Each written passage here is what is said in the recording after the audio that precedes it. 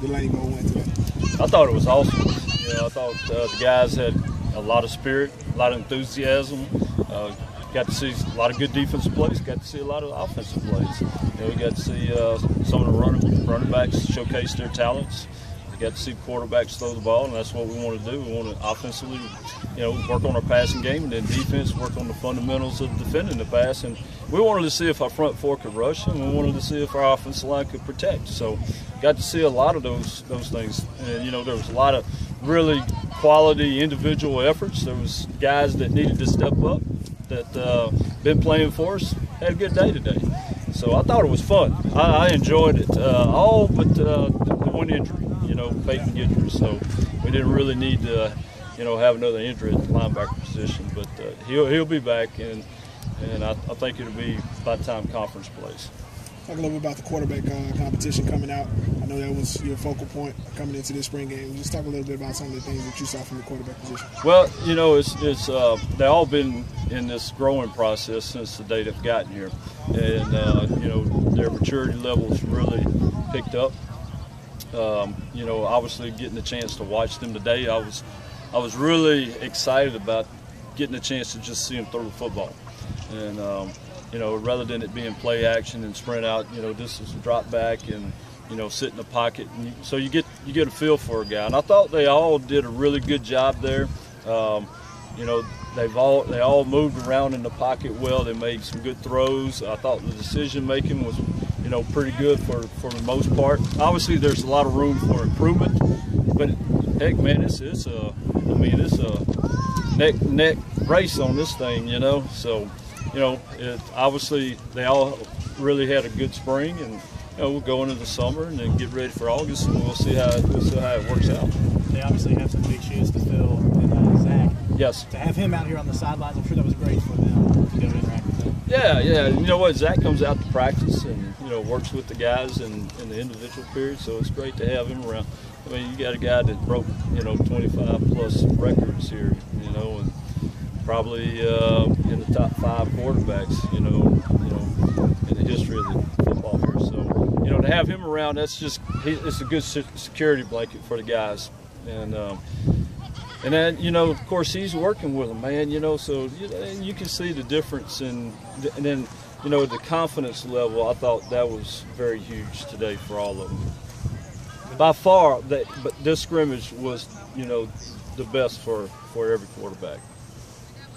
We were just talking to JD. He was talking about how he's had family members come up here, play in Turpin Stadium, and it means a lot to him. He's been waiting for this moment, for a shot to compete. Yeah. And how much have you seen him mature since he's been here? Oh, it's unbelievable. He's such a great kid, great guy, man. He's tough. He's got what we call swag, and he's got that about him, and he's very elusive in the pocket, and he's got that gamemanship about him. Sometimes he'll get a little loose, and he'll try to make a throw across his body somewhere, but he's just trying to compete. He's such a competitor, and to watch him grow and where he's improved now, and the biggest thing for him as a talented young man is is getting and deeper in that playbook for him, and I think that's what he's really done a good job at this spring. In high school, he followed up Dak Prescott. Obviously, you got to be pretty competitive to come behind a guy like that. Well, yeah, you come in behind Dak Prescott, and now filling the shoes of Zach Atkins. That doesn't bother him at all. I'm telling you, he's a cool customer partner. He's old gunslinger. Not bothering him at all.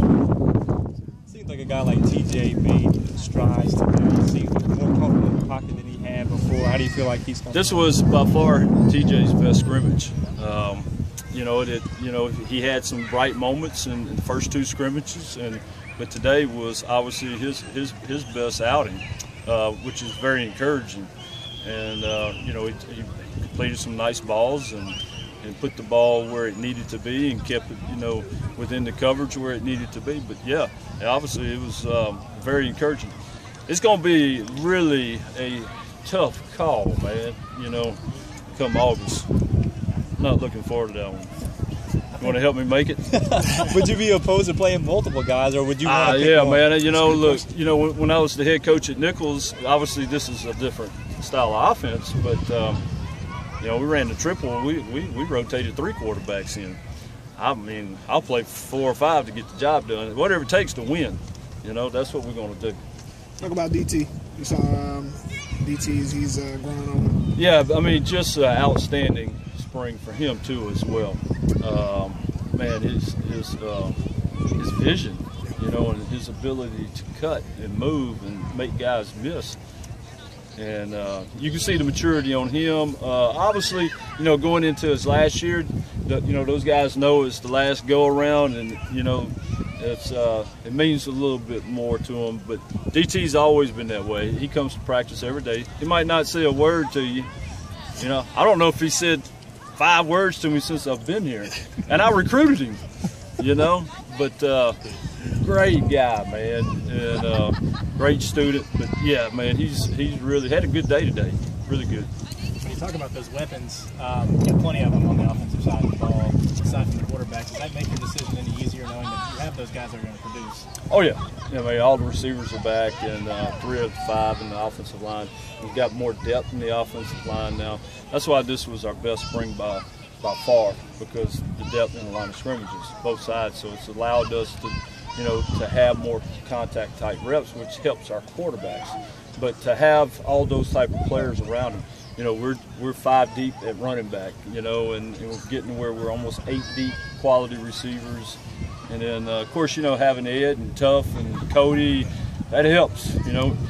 Zach White was not out here, you know, he just had his shoulder cleaned up. You add him in the mix. But Chase Hawthorne is an up-and-coming guy, you know, made a big catch today at tight ends, you know, big physical guy. So, you know, it's very exciting, and I think that's what's coming for a new quarterback, whoever that's going to be, you know, for these guys, that all they have to do is manage the game properly and get the ball around, because we've got enough playmakers. So early, spring, so early before, you know, you even get to football. What are coaches looking for?